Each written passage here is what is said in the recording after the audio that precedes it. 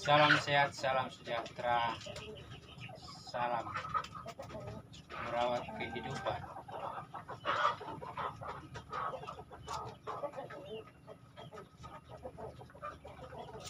Ini menguatkan motivasi kita, apapun pekerjaan kita yang kita tekuni, apapun profesi kita. Episode ketiga ini menyangkut finansial, keuangan, dan seluruh aktivitas manusia itu berarti menyangkut biaya, menyangkut uang. Karena kebutuhan itu pasti, dari mulai kebutuhan hidup, kebutuhan rumah tangga, sampai kebutuhan gaya hidup. Dan itu berarti menuntut yang namanya kepastian pendapatan.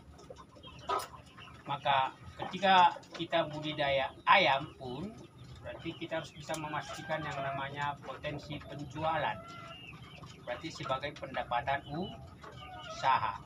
Nah, pendapatan usaha ini itu akan kita bandingkan dengan seluruh beban pengeluaran dan biaya-biaya yang terkait dalam satu periode kegiatan atau satu periode panen.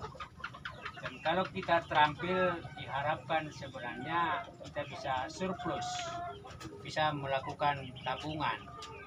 Dan saya sedang berada ke arah sana. Pembelajaran selama 1,5 tahunan dari alih profesi membuat saya sekarang berada di sebuah perencanaan ulang. Bagaimana memastikan usaha atau budidaya ini sebagai usaha. Kalau kita pekerja formal atau pegawai, itu pasti bulanan kita itu sudah jelas, sudah pasti. Paling kita mungkin bersama istri mengatur yang namanya pengeluaran yang sifatnya fixed cost, biaya tetap, maupun variable cost, maupun mungkin gaya hidup. Dan kita mengandaikan jangan sampai pendapatan kita, gaji kita lebih kecil daripada pengeluaran. Itu berarti defisit. Maka kita yang harus mendesain seperti apa gaya hidup ketika kita berada di level karyawan, ketika kita berada di level manajer, ketika kita berada di level yang lebih tinggi. Karena setiap level itu akan membawa indikasi ke gaya hidup yang lebih. Nah, budidaya ayam atau mungkin beternak itu juga demikian. Kalau beternak kambing atau sapi mungkin itu lebih ekonomis, karena kita hanya rajin ngarit, ngangon, dan itu 4 bulan sapi atau kambing dalam periode pembesaran itu sudah terpenuhi dan harga positif selalu. Ya, bahan pakan pokok hanya rerumputan. Kadang bisa dikasih pakan-pakan alternatif lain. Mungkin dedak, ampas tahu, atau mungkin juga komponen yang bersifat mineral, konsentrat, ataupun vitamin. Itu untuk memastikan bahwa kita akhirnya bisa punya pendapatan atas penjualan dari kerja-kerja ternak kita. Nah, budidaya ayam, tiap hari kita harus kasih makan. Full pabrikan pasti boncos kalau itu usaha. Kalau skala rumahan masih bisa lah, hitung-hitung itu menghibur diri, lalu ketika ada hasil bisa kita jual, ketika keluarga datang kita bisa potong, dan kemudian ketika kita punya ayam aduan bagus kita bisa bercerita. Tapi hidup bukan soal bercerita, hidup soal biaya hidup atau biaya rutin. Dan budidaya ayam atau kegiatan apapun, aktivitas manusia itu berarti biaya.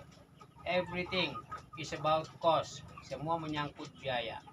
Oleh karena itu, ketika kita melakukan pekerjaan apapun termasuk budidaya ayam ini, kita harus bisa memastikan bahwa kita secara periodik, mungkin masa panenan, kita bisa mengatur skema hasil penjualan supaya bisa kita bandingkan dengan seluruh total biaya yang kita keluarkan selama dalam satu periode kegiatan atau periode satu panen, dan kita bisa memastikan kita harus surplus.